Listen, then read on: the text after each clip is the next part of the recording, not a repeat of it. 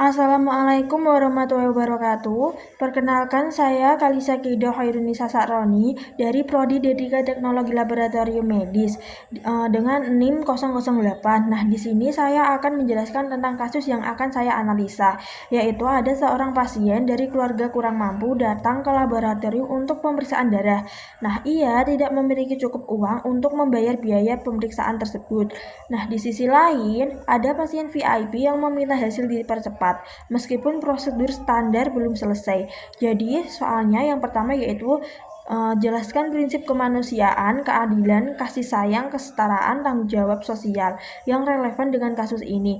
Dan soal yang kedua yaitu analisis bagaimana seorang analis kesehatan seharusnya bersikap sesuai dengan nilai Islam yang berkemajuan.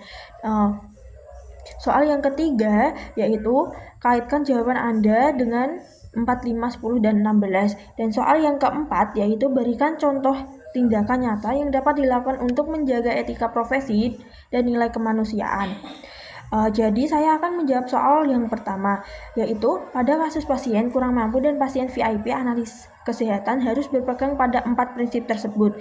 Yang pertama ada keadilan, dan yang kedua ada kasih sayang, dan yang ketiga ada kesetaraan, dan yang terakhir ada tanggung jawab sosial.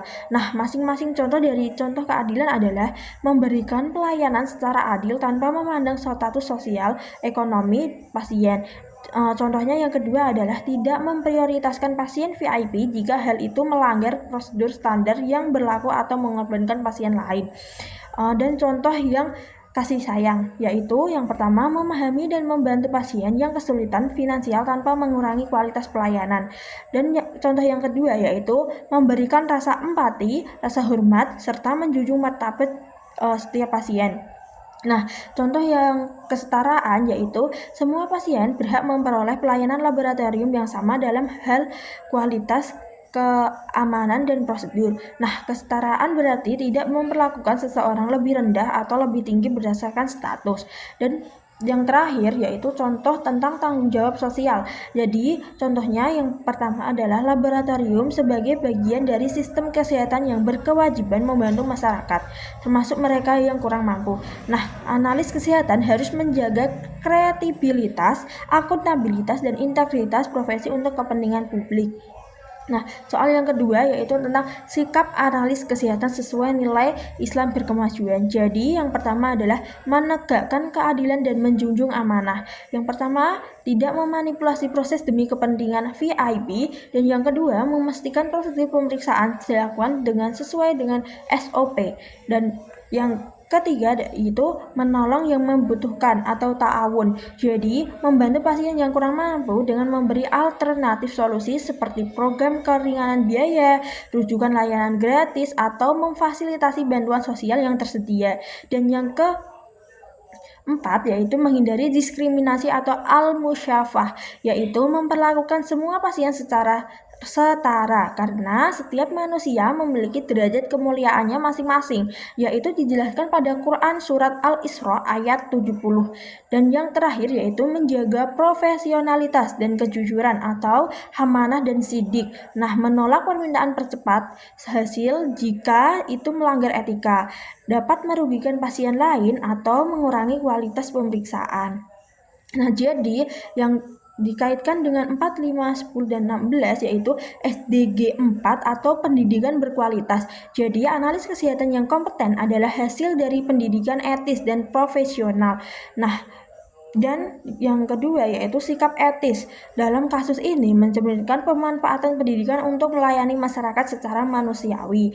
Dan sedangkan yang SDG 5 atau kesetaraan gender yaitu menolak perlakuan berbeda berdasarkan status sosial, ekonomi, atau gender pasien. Nah, semua pasien baik laki-laki maupun perempuan, kaya atau miskin, memiliki hak layanan yang sama. Sedangkan SDG 10 yaitu mengurangi kesenjangan. Yang pertama contohnya membantu pasien kurang mampu adalah bentuk kontribusi dalam mengurangi ketimpanan akses layanan kesehatan. Dan yang kedua, tidak mengistimewakan pasien VIP sehingga menciptakan keadilan dalam pelayanan. Dan SDG yang 16 yaitu perdamaian, keadilan, dan kelembagaan yang kuat.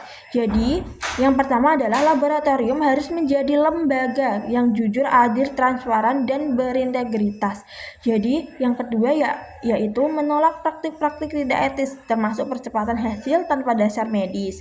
Jadi, SDG cukup dikaitkan dengan itu. Dan ini yang terakhir yaitu yang nomor 4, contoh tindakan nyata untuk menjaga etika profesi dan nilai kemanusiaan. Nah, yang pertama, untuk pasien yang kurang mampu, sebagai tenaga medis, kita dapat mengarahkan pasien ke program subsidi atau keringanan biaya, itu jika ada. Dan yang kedua, kita dapat memberikan informasi jujur tentang harga dan opsi layanan yang paling penting dan mendesak. Dan yang ketiga, kita dapat menawarkan skema pembayaran kemudian jika kebijakan laboratorium memungkinkan. Nah, untuk pasien VIP, kita harus menjalankan secara profesional bahwa SOP harus dipatuhi demi akurasi hasil. Dan yang kedua, tetap memberikan pelayanan terbaik tanpa harus mengorbankan pasien lain. Dan yang terakhir yaitu menawarkan solusi yang benar secara prosedural. Misalnya pemeriksaan yang memang dapat dipercepat tanpa kompromi kualitas.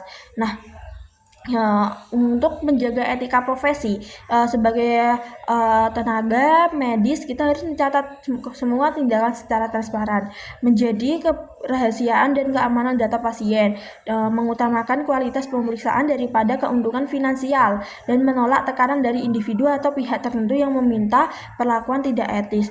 Sekian dari saya. Apabila ada kata-kata yang kurang berkenan di hati atau kata-kata yang salah, mohon maaf sebesar-besarnya. Wassalamualaikum warahmatullahi wabarakatuh.